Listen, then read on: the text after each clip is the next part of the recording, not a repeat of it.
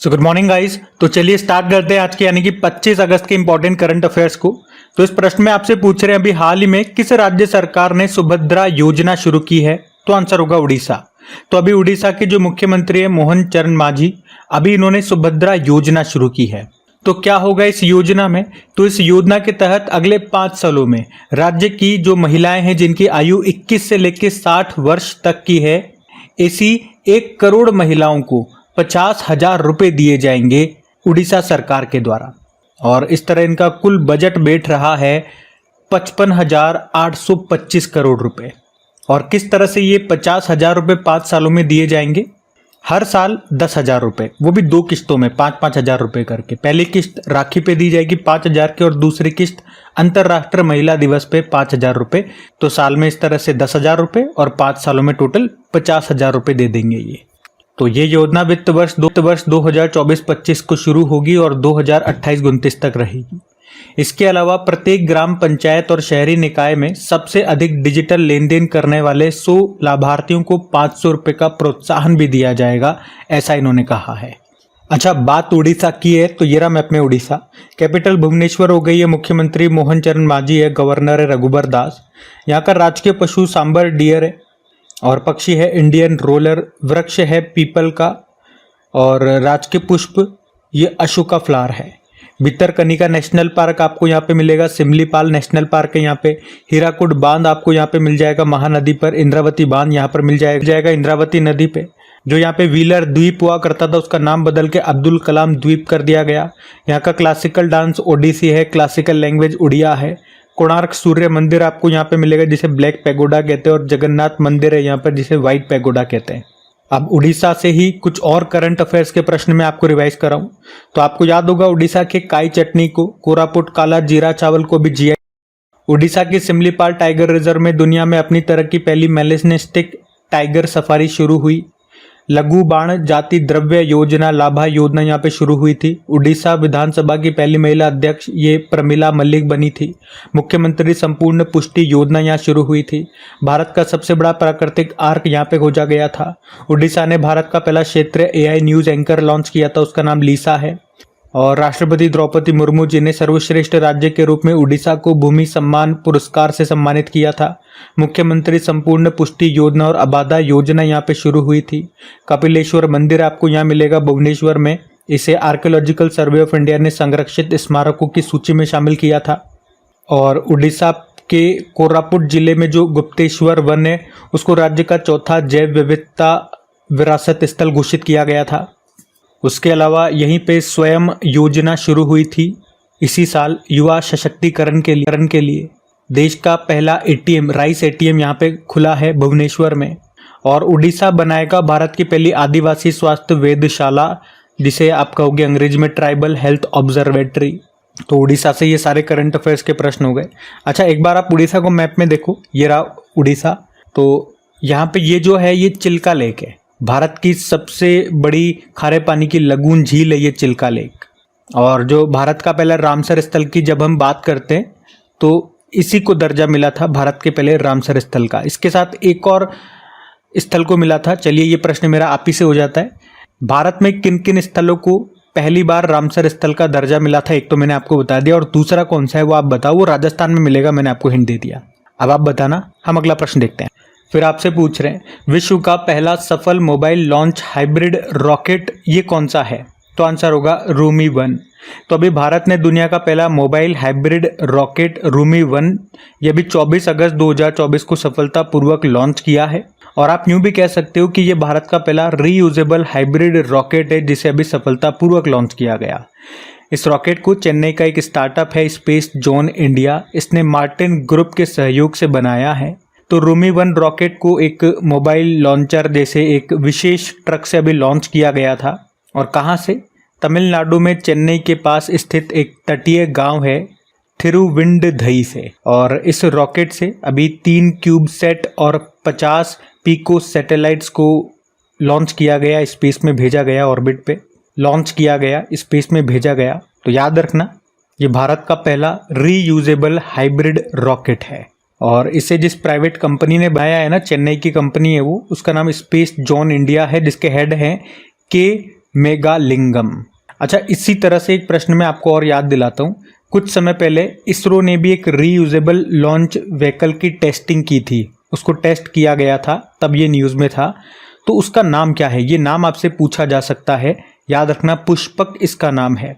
प्रश्न ऐसे भी आ सकता है, पुष्पक क्या है? तो ये एक रीयूजेबल लॉन्च व्हीकल है जिसको अभी टेस्टिंग किया था, परीक्षण किया था इसरो ने।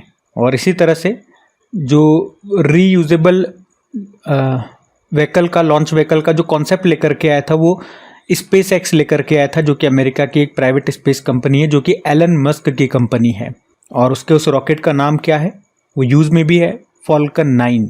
मतलब एक बार रॉकेट लॉन्च कर दिया तो उसको दोबारा से उसको यूज़ कर सकते हैं, ये कंसेप्ट है। तो ध्यान रखना, इसका नाम रूमी 1 है। अगला प्रश्न देखते हैं। फिर अगले प्रश्न में पूछ रहे हैं, अभी हाल ही में किसने दीनदयाल स्पर्श योजना शुरू की है? तो आंसर होगा डाक विभाग ने। तो अभी केंद्रीय संचार मंत्रालय के तहत डाक विभाग ने देश के छात्रों के बीच में फिलैटली को बढ़ावा देने के लिए ये दीनदयाल स्पर्श योजना शुरू की है।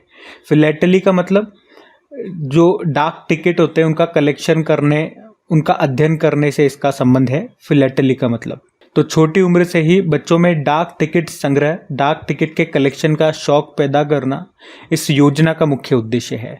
और बच्चे ऐसा करें, इसके लिए इन्होंने एक छात्रवृत्ति भी देने का निर्णय लिया है, उनको पैसे भी दिए जाएंगे। तो ये योजना कक्षा 6ठी से लेकर 9वीं तक के बच्चों के लिए है। इसमें 920 बच्चों को छात्रवृत्ति यानी कि स्कॉलरशिप मिलेगी। कितनी? 6,000 रुपये पर ईयर। अच्छा, वैसे हमारे केंद्रीय संचार मंत्री कौन है? कम्युनिकेशन मिनिस्टर ज्योतिरादित्य सिंधिया है। और डोनर मंत्री भी यही हैं, ये भी याद रखना। वैसे आपको पता है भारत का पहला 3D पोस्ट ऑफिस ये कहाँ पे लॉन्च हुआ था? बंगलुरु में। ध्यान रखना, इंपॉर्टेंट प्रश्न, एग्जाम में आ चुका है ये प्रश्न, और मैं तो आपको बार बार रिवाइज कराता ही रहता हूँ। तो इस प्रश्न में हमने क्या देखा, याद रखना, दीनदयाल स्पर्श योजना किसने शुरू की है? डाक विभाग ने शुरू की है। क्या है वो मैंने आपको बता दिया अंदर। अभी देखते हैं अगला प्रश्न। फिर अगले प्रश्न में पूछ रहे हैं, हाल ही में केंद्रीय शिक्षा मंत्रालय ने किस नाम से ई पत्रिका लॉन्च की है? तो आंसर होगा सपनों की उड़ान। तो अभी 23 अगस्त को जब हमने पहली बार नेशनल स्पेस डे मनाया था, राष्ट्रीय अंतरिक्ष दिवस, तो उसी मौके पर शिक्षा मंत्रालय ने एक ई मैगजीन लॉन्च की है और उसका नाम सपनों की उड़ान है। इसे NCERT के साथ मिलकर के इन्होंने लॉन्च किया है। और इस पहली ई मैगजीन की जो थीम है वो अंतरिक्ष है, स्पेस है। मतलब इसमें प्रकाशित सभी लेख, कविताएं आदि जो भी कुछ है वो अंतरिक्ष और इसरो के चंद्रयान 3 मिशन से संबंधित है। तो ये ई मैगजीन त्रैमासिक यानी कि क्वार्टरली पब्लिश की जाएगी अभी शुरुआत में, तो फिर बाद में इन्होंने कहा कि मंथली हम इसको लॉन्च किया करेंगे। अच्छा, किस भाषा में आएगी? हिंदी और अंग्रेजी दोनों भाषा में आएगी। हमारे वैसे शिक्षा मंत्री कौन है? याद रखना, धर्मेंद्र प्रधान है। और इनकी ये पहली, मतलब शिक्षा मंत्रालय ने ये पहली ई मैगजीन लॉन्च की है पहली बार। तो इसका नाम जरूर याद रख लेना आप, सपनों की उड़ान इसका नाम है। अच्छा, अगर मैं आपसे पूछूं कि शिक्षा जो है किस सूची का विषय है, यहाँ से एक बार प्रश्न एग्जाम में आ चुका है। तो ये अभी वर्तमान में आप देखोगे तो समवर्ती सूची, कॉन्करेंट लिस्ट में आता है। लेकिन मैं आपको बता दूं, शुरुआत में 1976 से पहले ये राज्य सूची में था। फिर 1976 में 42वां संविधान संशोधन हुआ, उसके तहत इसे समवर्ती सूची, कॉन्करेंट लिस्ट में डाल दिया गया। और केवल ये एक ही नहीं था, मैं आपको बता दूं, 1976 के 42वें संविधान संशोधन से राज्य सूची से 5 विषयों को समवर्ती सूची में लाया गया था, जिसमें से एक तो ये शिक्षा हो गया, एक जंगल था, वजन और माप, जंगली जानवरों और पक्षियों का संरक्षण और न्याय प्रशासन। ये 5 ऐसे विषय थे जिन्हें राज्य सूची से समवर्ती सूची में लाया गया 42वें संविधान संशोधन के तहत। ये भी आप ध्यान रखें, कम से कम शिक्षा का तो आप जरूर रखें, ठीक है। अगला प्रश्न देखते हैं। फिर अगले प्रश्न में पूछ रहे हैं कि अभी अगस्त 2024 में किस भारतीय क्रिकेटर ने सभी फॉर्मेट से संन्यास ले लिया? तो आंसर होगा शिखर धवन। तो अभी भारतीय क्रिकेटर शिखर धवन ने क्रिकेट के सभी फॉर्मेट से संन्यास ले लिया है। आपको बता दूं, उन्होंने आखिरी मैच अभी अप्रैल 2024 में IPL में पंजाब किंग्स के लिए खेला था। उन्होंने वैसे अपने क्रिकेट करियर में 269 इंटरनेशनल मैचेस खेले हैं और 24 शतक बनाए हैं। वनडे में 17 और टेस्ट में 7। भारत के लिए उन्होंने आखिरी बार दिसंबर 2022 में बांग्लादेश के खिलाफ खेला था। वे बाएं हाथ के बल्लेबाज हैं और वे घरेलू क्रिकेट में दिल्ली के लिए खेलते थे। और वैसे वो किस नाम से फेमस हैं, तो गब्बर के नाम से वो प्रसिद्ध है। और टेस्ट मैच में पदार्पण पर सबसे तेज शतक बनाने का रिकॉर्ड इन्हीं के नाम है। उन्होंने 2013 में ऑस्ट्रेलिया के खिलाफ मोहाली में 85 गेंदों पे शतक बनाया था। पदार्पण मतलब जब उन्होंने पहली बार खेला।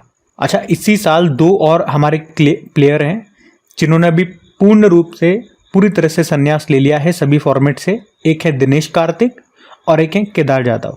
वैसे कुछ और प्लेयर्स हैं हमारे जिन्होंने इसी साल संन्यास लिया, जैसे एक तो रोहन बोपन्ना, ये टेनिस के प्लेयर हैं और बैडमिंटन प्लेयर भी हैं।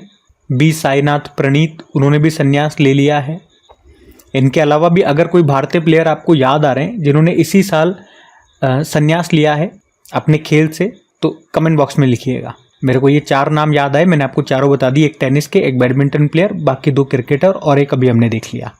अच्छा हाँ, एक हॉकी प्लेयर भी जोड़ लो, PR श्रीजेश, अभी रिसेंटली इन्होंने संन्यास लिया। इसके अलावा और कोई याद आ रहे हैं तो बताइए। हम अगला प्रश्न देखते हैं।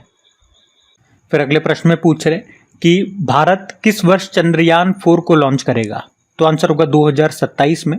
अभी इसरो के जो चीफ है S सोमनाथ, उन्होंने नेशनल स्पेस डे के मौके पर, जो हमने 23 अगस्त को मनाया अभी, उसी मौके पर चंद्रयान 4 को लॉन्च करने की उन्होंने घोषणा कर दी, ऐलान कर दिया है। उन्होंने बताया कि चंद्रयान 4 का डिजाइन अभी फाइनल हो चुका है, जिसे 2027 में लॉन्च किया जाएगा। और चंद्रयान 4 ये चांद की सतह से 3 से 5 किलो मिट्टी और चट्टान के सैंपल पृथ्वी पर लेकर के आएगा। इस स्पेसक्राफ्ट में 5 अलग अलग मॉड्यूल होंगे। अभी जो 2023 में हमारा चंद्रयान 3 गया था, उसमें प्रोपल्शन मॉड्यूल यानी कि इंजन, लैंडर और रोवर, ये 3 मॉड्यूल थे, और जो अब जाएगा उसमें 5 मॉड्यूल होंगे। इतनी जानकारी अभी इन्होंने दी है यहाँ से, यही इतना ही हमें ध्यान रखना है। बाकी और क्या है, चंद्रयान 3 जो गया अभी, मैं एक बार उसके बारे में आपको रिवाइज करा दूं क्योंकि अभी प्रश्न बन रहे हैं यहाँ से।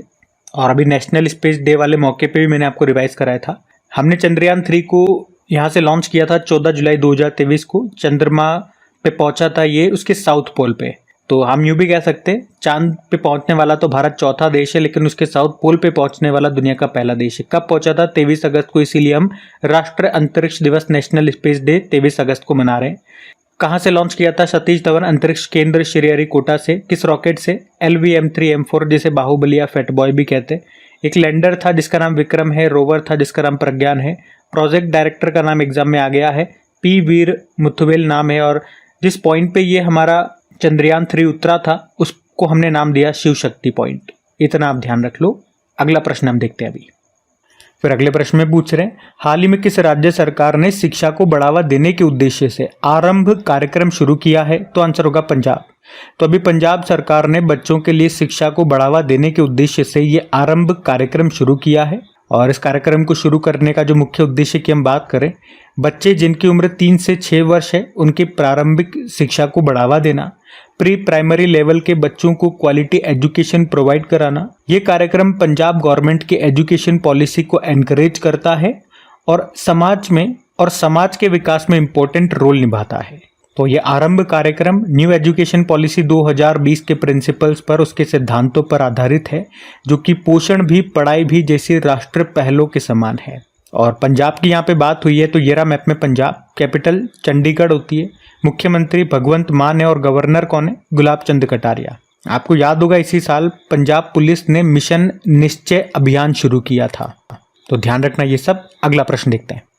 फिर आपसे पूछ रहे हैं, अभी अंडर 17 विश्व कुश्ती चैंपियनशिप 2024 में नेहा सांगवान ने कौन सा पदक जीता है? तो आंसर होगा गोल्ड मेडल। अच्छा, जो अभी हमने एक प्रश्न पढ़ा था कुश्ती से, आपको भी याद आ गया होगा। हमारी एक जो रेसलर है विनेश फोगाट, उन्होंने भी संन्यास ले लिया है।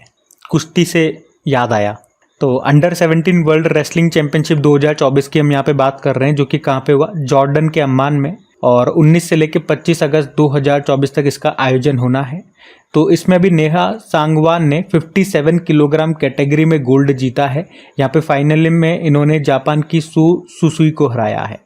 अच्छा, इनके अलावा और भारतीयों के नाम है जिन्होंने गोल्ड जीते, वो मैं आपको बता रहा हूँ। अदिति कुमारी वुमेन्स फ्री स्टाइल में 43 किलोग्राम कैटेगरी में गोल्ड लेकर के आई है। पुलकित वुमेन्स फ्री स्टाइल में 65 किलोग्राम कैटेगरी में गोल्ड जीता है। मानसी लठेर ने भी वुमेन्स फ्री स्टाइल में 73 किलोग्राम कैटेगरी में गोल्ड लाया। और काजल ने भी वुमेन्स फ्री स्टाइल के 69 किलोग्राम कैटेगरी में गोल्ड लाया है। तो ये अभी तक आप देखोगे ये 5 गोल्ड यहाँ पे हमारे पास आ गए। आज 25 तारीख है, देखो और भी कुछ गोल्ड आता है तो देखते हैं, लेकिन इसका वेन्यू जरूर याद रखना कहाँ पे हुआ, जॉर्डन के अम्मान में। अब मैं एक छोटा सा प्रश्न आपसे पूछता हूँ, कुश्ती से ही संबंधित है, एक नहीं 2 प्रश्न पूछूंगा। एक तो आप ये बताएंगे अभी लेटेस्ट जो पेरिस ओलंपिक हुए थे उसमें कुश्ती में हमारे पास एक ब्रॉन्ज आया है, वो ब्रॉन्ज कौन लेकर के आए हैं, उन खिलाड़ी का नाम आपको बताना है। और इसी तरह से ओलंपिक में जो पहला पदक हमारे पास आया था ना, वो कुश्ती में ही आया था, रेसलिंग में आया था। तो आपको ये बताना है कि वो मेडल कौन लेकर के आए थे, उन खिलाड़ी का नाम मैं आपसे पूछ रहा हूँ, और वो कौन से ओलंपिक थे जहाँ पे वो मेडल लेकर के आए थे, बताओ ये आप। हम अगला प्रश्न देखते हैं। फिर अगले प्रश्न में पूछ रहे हैं, बुक है ये the scientist entrepreneur empowering millions of women, इस बुक को किसने लिखा है ये पूछ रहे हैं। तो आंसर होगा कल्पना शंकर ने। तो बुक का नाम क्या है, the scientist entrepreneur empowering millions of women, और इसको लिखा है कल्पना शंकर ने, और इसको लॉन्च किया है सौम्या स्वामीनाथन ने। सौम्या स्वामीनाथन आप जानते हो ना, MS स्वामीनाथन की बेटी हैं ये। MS स्वामीनाथन जिन्हें इस साल भारत रत्न मिला, भारत का सर्वोच्च सम्मान, भारत में ग्रीन रेवोल्यूशन का फादर जनक इनको कहा जाता है। और सौम्या स्वामीनाथन से एक अपॉइंटमेंट भी हमने पढ़ा था, अभी उनको हेल्थ मिनिस्ट्री ने राष्ट्रीय टीबी उन्मूलन कार्यक्रम का प्रधान सलाहकार प्रिंसिपल एडवाइजर बनाया था। तो सौम्या स्वामीनाथन का नाम याद रखना, उन्होंने इस बुक को लॉन्च किया है। एक्चुअली में इस बुक में सरकार और समुदायों के बीच की खाई को पाटने में गैर सरकारी संगठनों की क्या महत्वपूर्ण भूमिका रहती है, इसके बारे में बताया है। सिंपल सा आप तो याद रखें बुक का नाम क्या है और उसके लेखक कौन है और किसने लॉन्च किया है। चलो कुछ और बुक्स मैं आपको यहाँ पे रिवाइज कराऊं जो हमने 2024 में ही पढ़ी हैं। तो पहली बुक हमारी है भीमेश्वर चल्ला ने इसको लिखा है, बुक का नाम है India the road renaissance a vision and an agenda. D Subba Rao just a mercenary नाम से बुक लिखी और सलमान रुश्दी की ऑटोबायोग्राफी आई थी जिसका नाम नाइफ है। सेम पित्रोदा इन्होंने लिखी है the idea of democracy, important है ये। एस रमन इन्होंने लिखी है from a car shed to the corner room and beyond. Madhumita Murgia ने code dependent living in the shadow of AI नाम से बुक लिखी। Ashwin Prabhu sculpted stones mysterious of Mamallapuram नाम से बुक लिखी थी। प्रोफेसर SD मुनि ने डेबलिंग इन डिप्लोमेसी नाम से बुक लिखी। Shobhana K Nair Ram Vilas Paswan the weather vane of Indian politics नाम से बुक लिखी। और चित्रा बनर्जी ने an uncommon love the early life of Sudha and Narayana Murthy नाम से बुक लिखी। तो शेन वॉटसन ने द विनर्स माइंडसेट नाम से बुक लिखी थी। तो यहाँ पे 10-11 बुक्स मैंने आपको रिवाइज कराई, और जब भी बुक्स वाला प्रश्न आता है ये रिपीट करता रहता हूँ, बुक्स बदल के भी चेंज करके भी मैं आपको रिवाइज कराता हूँ, क्योंकि यहाँ पे एक साथ अगर मैं आपको रिवाइज कराऊंगा तो कुछ भी याद नहीं रहेगा, इसलिए हम 10-10 करके याद कर रहे हैं इनको। ठीक है, अगला प्रश्न देखते हैं। फिर अगले प्रश्न में पूछ रहे हैं अभी हाल ही में एयरपोर्ट अथॉरिटी ऑफ इंडिया का चेयरमैन अभी किसे नियुक्त किया गया। तो आंसर होगा M सुरेश को। तो अभी M सुरेश को एयरपोर्ट अथॉरिटी ऑफ इंडिया का इंटरिम चेयरमैन बनाया गया है। और ये किनका स्थान लेंगे, किनके स्थान पे आ रहे हैं, संजीव कुमार के स्थान पे। एयरपोर्ट अथॉरिटी ऑफ इंडिया आप जानते हो इंडियन गवर्नमेंट के तहत ये एक ऑर्गेनाइजेशन है जो देश के सभी मेजर एयरपोर्ट्स का मैनेजमेंट और ऑपरेशन देखता है। इसका मुख्य उद्देश्य यही है हवाई यातायात का सुरक्षित और प्रभावी प्रबंधन सुनिश्चित करना। इसकी स्थापना हुई थी 1995 में, और इसके याद रखना अभी इंटरिम चेयरमैन बन गए हैं M सुरेश नाम है। ऑप्शन में देखोगे तो राजेश नाम्बियार का नाम दिखाई देगा, इंपॉर्टेंट नाम है, अभी हमने पढ़ा था 2-4 दिन पहले ही कि नेस्कॉम के अगले अध्यक्ष ये होंगे। गोविंद मोहन गृह सचिव बन गए हैं, होम सेक्रेटरी, और विकास लखेरा असम राइफल्स के डायरेक्टर जनरल बन गए हैं ये। यहाँ पे कुछ और अपॉइंटमेंट्स मैं आपको रिवाइज कराऊंगा। तो यहाँ पे अपॉइंटमेंट्स में मैं आपको जो भी अभी सचिव बने थे वो हम रिवाइज करेंगे। जैसे अभी राष्ट्रपति जी के सचिव बनी कौन, दीप्ति उमाशंकर। हमारे जो रक्षा सचिव हैं ये नए अपॉइंट किए गए हैं। डिफेंस सेक्रेटरी राजेश कुमार सिंह इनका नाम है, लेकिन ये किनका स्थान लेंगे ये याद रखना, गिरधर अरमाने का। और ये अभी 31 अक्टूबर को रिटायर्ड होंगे, उसके बाद ये अपना पद संभालेंगे। उसी तरह से हेल्थ सेक्रेटरी पुण्य सलीला श्रीवास्तव बनेंगे, और ये अपूर्व चंद्रा का स्थान लेंगे। और अपूर्व चंद्रा ये भी 30 सितंबर तक तो हेल्थ सेक्रेटरी है, उसके बाद ये रिटायर्ड हो जाएंगे, उसके बाद ये नए बनेंगे, वो भी मैंने आपको बता दिया। कॉर्पोरेट मामलों के मंत्रालय में अभी सचिव बन गई हैं दीप्ति गौड़ मुखर्जी। आवास व शहरी मामलों के मंत्रालय में सचिव बने कटिकिला श्रीनिवास, और अल्पसंख्यक कार्य मंत्रालय में सचिव बने थे चंद्रशेखर कुमार। कैबिनेट सचिव ये अगस्त के बाद अभी नए बन जाएंगे TV सोमनाथन राजीव गौबा के स्थान पे। गृह सचिव गोविंद मोहन बन गए, विदेश सचिव विक्रम मिश्री, और इस्पात मंत्रालय में यानी कि स्टील मिनिस्ट्री में सचिव संदीप पौंड्रिक बन गए। ये सारे इंपॉर्टेंट नाम है, सेक्रेटरी मैंने आपको मंत्रालयों में रिवाइज करा दिए, जो भी न्यूली अपॉइंटेड है इनको ध्यान में रखना। और ये थी आज की आपकी करंट अफेयर्स की क्लास। एक बार फिर से मैं आप लोगों को याद दिला दूं, अगर आपने वीडियो को अभी तक लाइक नहीं किया तो इसे लाइक जरूर कीजिएगा, दोस्तों के साथ में एक बार शेयर जरूर कर देना। बाकी पीडीएफ आपको कहाँ पे मिलेगी? टेलीग्राम चैनल पे मिल जाएगी, जिसका लिंक नीचे डिस्क्रिप्शन बॉक्स में है। अब मैं आपको कल के करंट अफेयर्स का क्विक रिवीजन करा दूं, फिर हम सेशन एंड करते हैं। तो चलो अभी 24 अगस्त के इंपॉर्टेंट करंट अफेयर्स का मैं आपको क्विक रिवीजन करा देता हूं। तो पहला प्रश्न आपसे पूछा था, साउथ एशिया का सबसे ऊंचा स्काई डेक ये कहाँ पे बनेगा? बंगलुरु में। फिर पूछा, विश्व वरिष्ठ नागरिक दिवस मनाया 21 अगस्त को। फिर पूछा, खेलो इंडिया अस्मिता योगासन लीग पूर्वी क्षेत्र 2024 का आयोजन कहाँ पे किया जा रहा है? पटना।